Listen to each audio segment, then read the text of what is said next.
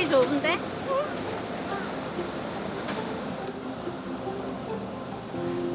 인테리어도 괜찮고 맛도 괜찮고 내 가게도 이래 꾸미면 좋겠다.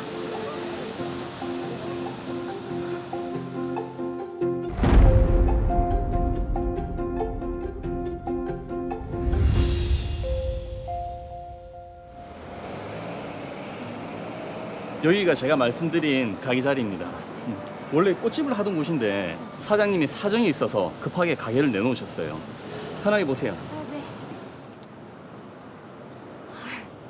가게가 참 깔끔하네요. 그 인테리어만 조금 하면은 바로 카페 장사에도 손색이 없겠어요. 그럼요. 여기 요 앞에 직장인들이 많이 왔다 갔다 해서 상권도 괜찮습니다. 가격도 시세보다 잘 나왔는데 정식 계약하시죠. 예, 그럴게요. 근데 그 제가 돈이 조금 부족해서 그런데 그 대출 받고 나서 잔금 입금은 조금 천천히 해도 될까요? 네, 괜찮습니다. 인테리어 먼저 들어가시고 대출 나오는 대로 잔금 보내실 수 있게 주인분에게 잘 말씀드릴게요. 아유, 그래 주시면 제가 너무 감사하죠. 감사합니다. 아, 인테리어를 먼저 하는 게 아, 네. 네, 좀 걸리네요.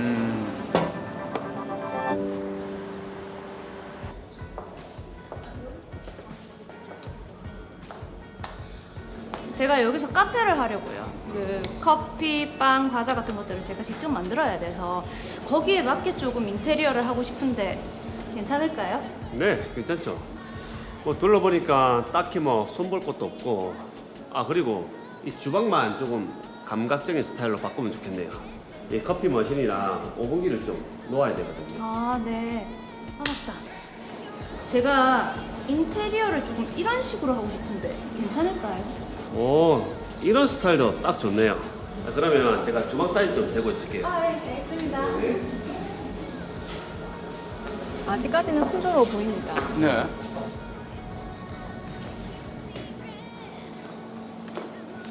이게 뭐지? 내용 증명? 2층 빵집을 왜? 상가 관리 규약에 동종 업종 제한 약정? 빵집에서 음료도 판매하니까 동종 업종인데 카페 기업에 동의를 해줄 수가 없다고? 아니 이게 무슨 소린데? 참 날벼락 같은 예. 일이죠.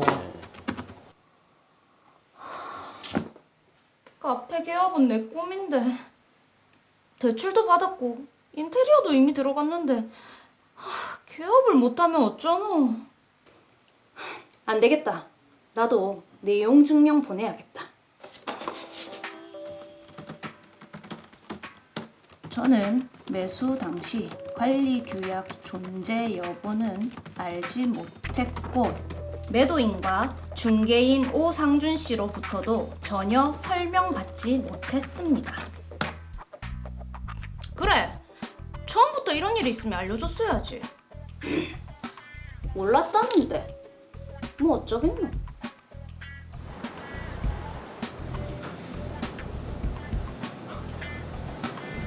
관리 규약을 몰랐다고? 아니 상가에 들어왔으면 상가 규약을 따라야지. 이 사람이 안 되겠네. 1층에 있으면서 2층에 있는 우리는 뭐 망하는 소리가 뭐고 이거? 이대로는 가만 안 두겠어. 빵집 사장님도 화가 많이 나셨네요. 드디어 내 가게 오픈이네. 떨린다. 그래, 오픈빨이라는 게 있으니까 첫 개시 대박 나자. 아자 아자.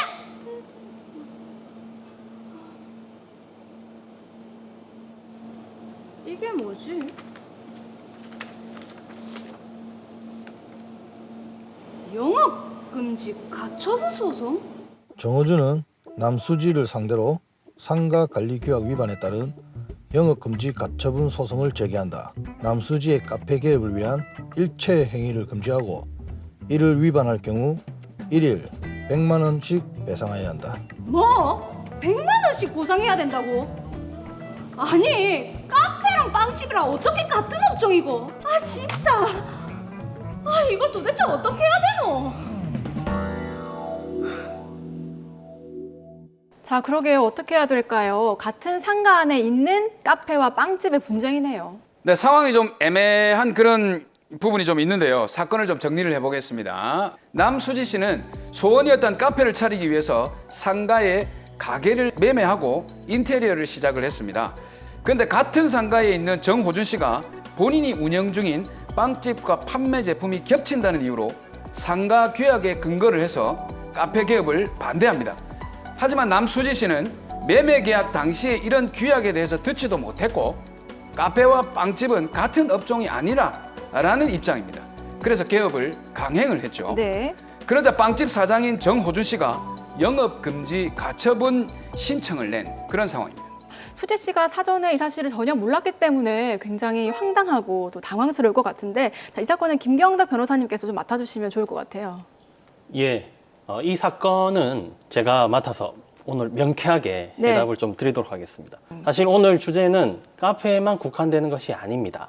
뭐 분식집이라든지 휴대폰 가게, 치킨집, 뭐 병의원, 학원이라든지 일체의 이 상가에 들어가는 업종 모두에게 해당될 수 있는 내용입니다. 예. 이 방송을 지켜봐 주시는 자영업자, 소상공인 여러분들 오늘 방송 귀 기울여 주신다면 큰 도움이 될 수 있을 것 같습니다. 네, 변호사님의 말씀은 뭔가 선생님 말씀처럼 혹하게 되는 게 있네요. 그러니까 자꾸 들어야 될 것 같아요. 예, 오늘 잘 들어주셔야 됩니다.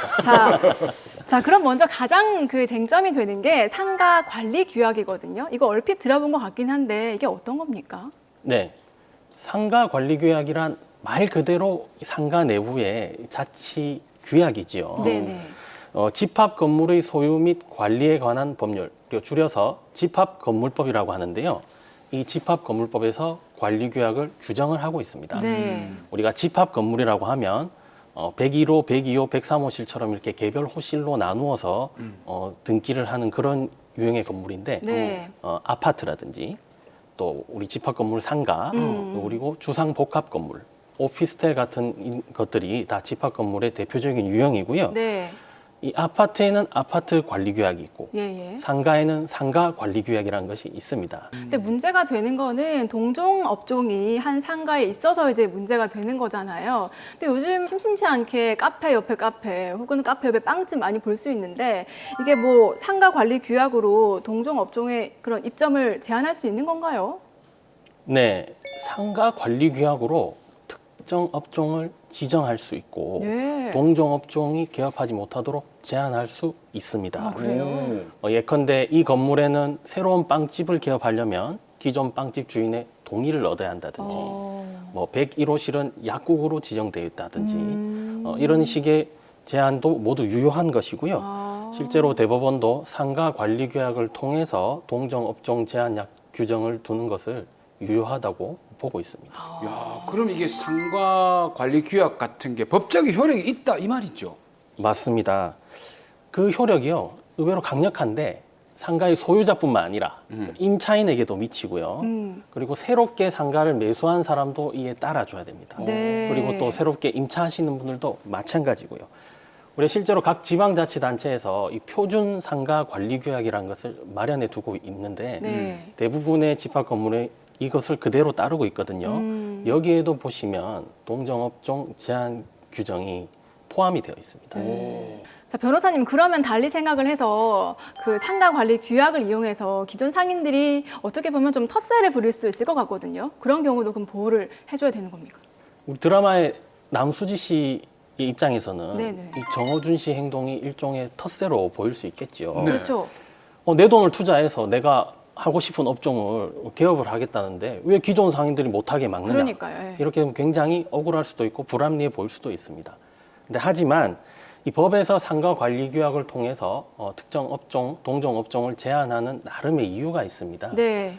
우리가 기존 상인들이 있고 새롭게 진입한 상인들이 있다고 보았을 때 사실 경쟁에서 훨씬 유리한 정보를 얻는 쪽은 새로 뒤에 오시는 분들이에요. 네. 새로운 트렌드니까 그렇죠. 맞습니다. 예. 그리고 앞에 강력한 경쟁력을 갖춘 가게가 있다면 그걸 피해가면 되는 문제거든요. 네네네. 그렇지만 기존의 상인들은 뒤에 나의 경쟁업체나 경쟁업자를 선택할 수가 없어요. 그러다 보니 거대한 자본을 앞세워서 기존 상권에 침투하게 되면 아. 기존 상권의 질서가 무너질 수가 있습니다. 예. 그래서 이 상가 관리 규약을 통한 동종업종 제한 규정이라는 제도적 장치가 필요한 것이지요. 대체로 새로운 가게가 보면 인테리어도 우수하고 그렇죠. 또 판촉 활동도 우수한 경우가 많지 예. 않습니까? 소비자들도 새로운 가게에 호기심을 가지고 접근한 경우가 많기 때문에 이렇게 볼 때는 기존 상권을 보호해야 될 가치도 크다라고 이해해 주셔야 될 것 같습니다. 상가 관리 규약이 있어야 되는 이유는 충분히 설득이 되는데 사실 이게 상가 관리 규약으로 인한 동종 업종을 제한한다. 근데 이걸 몰랐다라고 하면 어떨까요? 제 법도 이게 선의의 제3자는 보호해야 되잖아요. 맞습니다. 이게 법이 선의의 제3자를 보호할 필요성도 있고 그런 규정도 많은데 오늘 주제는 사실 그러한 법리가 적용되지 않습니다. 상가 관리 규약에 동종 업종을 제한한다는 규정이 있는지 여부를 몰랐다고 하더라도 보호받기가 어렵습니다.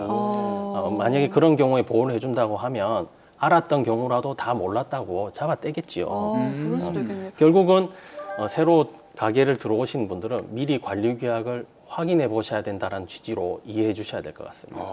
그럼 의뢰인 같은 경우에는 빵집 사장이 낸 영업금지 가처분 소송에 패소를 하고 카페 개업을 못하게 되는 거겠네요. 그런데 정말 다행히도 예. 우리 남수지 씨의 경우에는 카페를 개업할 수 있을 것으로 보입니다. 왜 그렇습니까? 아까 말씀으로는 기존 상인의 동의 없이는 동종업종이 개업을 할 수 없다고 말씀하셨잖아요. 네.